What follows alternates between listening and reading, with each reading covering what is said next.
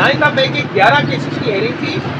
اور یہ جو آرے بازار کا کیس ہے GH2 کا 9 مئی کا، اس کے علاوہ دیگر 11 کیسز ہیں جس میں عمران خان صاحب اور دیگر PTI کے لوگ ایکیوز پرسنز ہیں۔ یہ جو 11 کیسز ہیں ان کی موجودہ کارروائی یہ چل رہی تھی کہ ان میں نقول تقسیم ہو رہی ہے، اور نقول کی تقسیم کافی سارے ملزمان کو ہو چکی ہے، لیکن عمران خان صاحب کو اس میں ابھی نقول کی تقسیم نہیں ہوئی۔ تو آج جب میں کورٹ میں پیش ہوا تو مجھے سلمان اکرم راجہ صاحب کی اسپیسیفک انسٹرکشنز تھی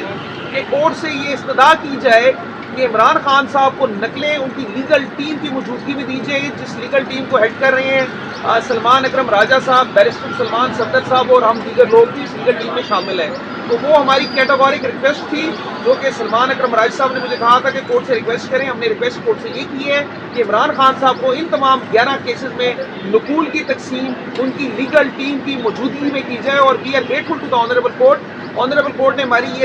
ریکویسٹ ایکسیپٹ کر لی ہے، اور جج صاحب نے یہ حکم دیا ہے کہ عمران خان صاحب کو ان 11 کیسز میں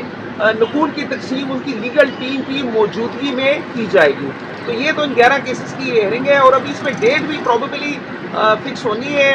غالباً 21 ہی ہوگی، لیکن ابھی جج صاحب نے اس میں ڈیٹ اناؤنس کرنی ہے کیونکہ خان صاحب جیل میں ہے، اور خان صاحب کی اگلی ہیئرنگ جیل میں 21 ہے GH2 کی، تو غالباً اس میں بھی 21 تاریخ ہوگی، لیکن ابھی کنفرم نہیں ہے، ڈیٹ بتانی ہے کورٹ نے۔ یہ ساری اپڈیٹ ہے آج کے 11 کیسز کے حوالے سے۔ باقی میڈم بات خان صاحب سے بالکل اس وقت جو ہے وہ کمیونیکیشن پہ ختم کر دی گئی ہے۔ ان کے جو اسلام آباد ہائی کورٹ میں کیسز لگنے تھے، القادر ٹرسٹ کیس، جس میں ان کو ضمانت ملنی ہے ایک فیک کیس کے نتیجے میں، جس طرح انہیں 14 سال کی سزا اور جس طرح بشریٰ بی بی صاحبہ کو 7 سال کے قید کی سزا دی گئی ہے، اس کے خلاف ایک اپلیکیشن تھی، اس پہ باقاعدہ 4 دفعہ ڈیٹ آگے دی گئی ہے، ہیئرنگ نہیں کی جا رہی ہے۔ تو یہ 26ویں آئینی ترمیم کے جو تحفے ہیں، شاخسانے ہیں کہ عدالتوں کو تالے لگ گئے ہیں، اور جہاں پر سپیڈی کام ہونا چاہیے، سپیڈی جسٹس ملنا چاہیے، جہاں ضمانتیں ملنی چاہیے، وہاں ضمانتوں کے لیے تو سپیڈی کام نہیں ہو رہا، لیکن جہاں پہ جھوٹے کیسز میں ٹرائلز وہ بڑے سپیڈ سے کیے جا رہے ہیں۔ میرا تو یہی کہنا ہے کہ عام عوام جو ہے وہ انصاف کو بھی ترس گئی ہے، اور اب ہماری تو استدعا ہے اپنے تمام جتنے بھی آنریبل کورٹس ہیں ان کے ججز سے، پلیز اپنے آنر کو ریسٹور کریں، انصاف دیں، آزادانہ فیصلے کریں، اور پلیز پریشر لینا بند کریں، کیونکہ ایگزیکٹو نے جس طریقے سے عدالتوں کو اپنے ماتحت کر لیا ہے پریکٹیکلی 26ویں آئینی ترمیم کے بعد، تو عام انسانوں کے ساتھ پتہ نہیں کیا سلوک ہوگا جب آپ سوچیں کہ ملک کے سابق وزیر اعظم کے ساتھ اس قسم کا سلوک ہو رہا ہے کہ ان کے اوپر جھوٹے مقدمے بنا کے ان کو سزائیں دی گئی ہیں، ان کی بیگم کو آئسولیشن میں رکھا گیا ہے، سالیٹری کنفائنمنٹ میں رکھا گیا ہے، وہ عام قیدیوں کی طرح نہیں رہ رہی ہیں، ان سے کسی کی ملاقات نہیں کرائی جاتی، جس میں میں شدید احتجاج اپنا ریکارڈ کراتی ہوں۔ عید پر بھی ان کو کوئی کنسیشن نہیں دیا گیا، ایک ناجائز ناحق طریقے سے ایک سابق وزیر اعظم کی اہلیہ ہونے کی ان کو سزا دی جا رہی ہے، اور ان کو جس طرح باقی خواتین ڈاکٹر یاسمین راشد ہیں، صنم جاوید صاحبہ ہیں، ان کے لیے میں بھرپور آواز اٹھا رہی ہوں، بارہا استدعا کر رہی ہوں کہ ان کے ساتھ آپ کے ملک کا نہ صرف آئین اور قانون، آپ کا مذہب بھی یہ کہتا ہے کہ خواتین کو آپ نے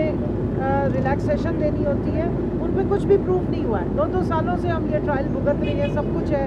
گواہیاں بھی ہو رہی ہیں، سارا کچھ ہو رہا ہے، تو یہ ضمانتوں کے ساتھ بھی ہو سکتی ہیں۔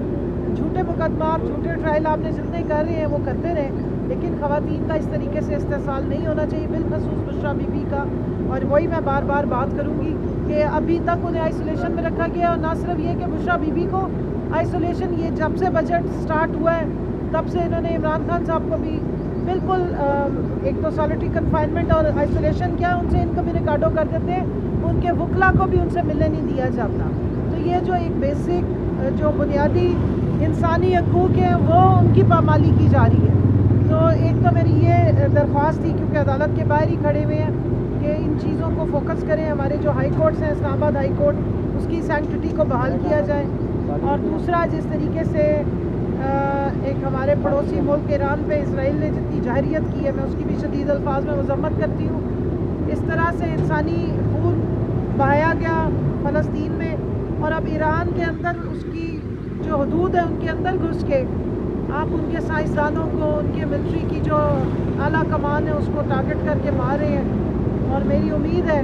کہ باقی تمام مسلم امہ، خاص طور پہ OIC جو ہے وہ اس پہ فوری اجلاس بلائے اور اس کے اوپر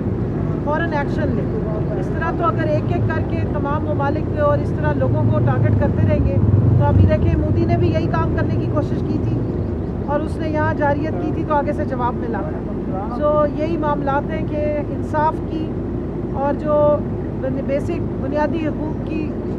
شدید قلت پوری دنیا میں نظر آنی شروع ہوئی. ایک بات میں کر دوں یہ جنگ کے حوالے سے، دیکھیے یہ وہی اسرائیل ہے جس نے انڈیا کے ساتھ مل کے پاکستان پہ حملہ کیا تھا. پاکستان پہ جتنے ڈرونز آئے تھے اسرائیلی ڈرونز آئے تھے اور اسرائیل کے لوگ ادھر انڈیا میں بیٹھ کے یہ آپریٹ کر رہے تھے. یہ اسرائیل اس دنیا کا کینسر ہے اور جس طرح کا اٹیک اس نے ایران پہ کیا ان ایکسیپٹیبل ہے. میرا خیال ہے کہ نہ صرف ساری مسلم امہ کو بلکہ پاکستان کو بھی ایران کے ساتھ کھڑا ہونا چاہیے اور اسرائیل کے ساتھ وہی کرنا چاہیے جو اسرائیل نے ہمارے ساتھ کیا. ہماری جب انڈیا سے جنگ چل رہی تھی اسرائیل نے اس جنگ میں مداخلت کی، اس جنگ میں ایکٹیولی پارٹیسپیٹ کیا. تو اب وقت آ گیا ہمیں اسرائیل کو بھی سبق دینا چاہیے، ویسا ہی سبق دینا چاہیے جیسے انڈیا کے مودی کو ہم پاکستانیوں نے دیا. Thank you very much.